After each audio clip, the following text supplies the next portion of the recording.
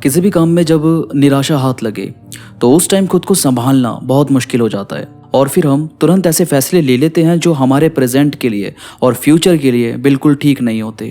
जैसे किसी ने आपको धोखा दिया, आपसे दूर हो गया, किसी ने आपकी बेइज्जती कर दी, तो उस टाइम हम इतना गुस्से में आ जाते हैं कि खुद को संभालना बहुत मुश्किल हो जाता है। फिर हम लड़ाई कर लेते हैं, गालियां दे देते हैं और बाद में हमें रिग्रेट फील होता है कि यार ये मैंने क्या कर दिया। इस बात को मैं आपको ज़रा एक कहानी से समझाता हूँ। एक बार दो शिकारी शिकार पर गए थे। अब उनका काम ये था कि जानवर को मार कर लाते और बाजार में बेचकर पैसा कमाते।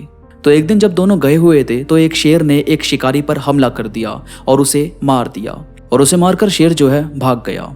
फिर जो शिकारी बच गया था, इसके मन में बदले की भावना जाग गई कि कुछ भी हो जाए मैं तो शेर को मारूंगा। जबकि शेर का शिकार ये लोग करते ही नहीं थे, ये तो हिरण वगैरह को मारते थे और उसे बेचकर पैसा कमाते थे।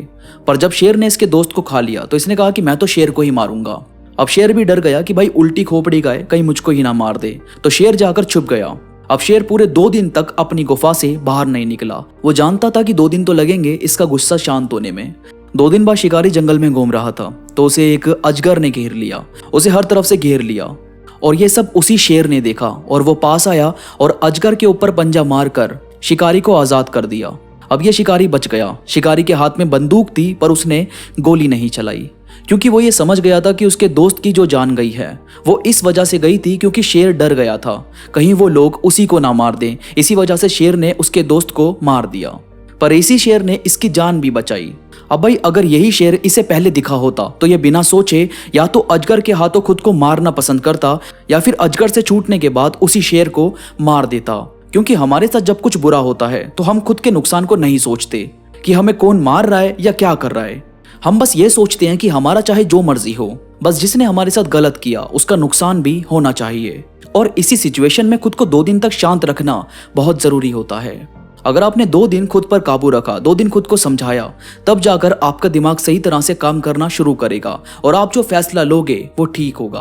पर अगर आप गुस्से में हो तो जाहिर है आप जो फैसला लोगे वो किसी का नुकसान करने से ज्यादा कुछ नहीं होगा। जबकि आपको रियल में जीतना है ना, तो कभी अपने दुश्मन के जैसे बनने की कोशिश मत करो, उससे बेहतर बनो और इसी में उसकी हार है।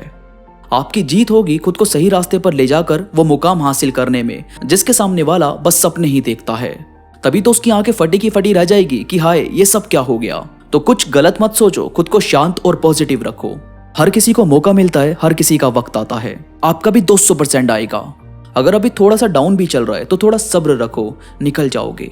दोस्तों उम्मीद करता हूँ आज की वीडियो से आप समझ पाएंगे कि खुद को थोड़ा शांत रखना कितना जरूरी होता है ताकि आप सही फैसला ले पाएं। वीडियो में कोई भी बात आपको पसंद आई हो तो प्लीज लाइक करो और कमेंट्स में मुझे जरूर बताओ आपको ये बातें कैसी लगी। इसके साथ ही आ जाओ यार इंस्टाग्राम पर। इंस्टा पर मैं बहुत सारी चीजें अपलोड करता रहता हूँ और इंस्टाग्राम पर आप और मैं बात भी कर सकते हैं। इंस्टाग्राम का लिंक नीचे डिस्क्रिप्शन में मौजूद है, तो क्लिक करो और कनेक्ट हो जाओ।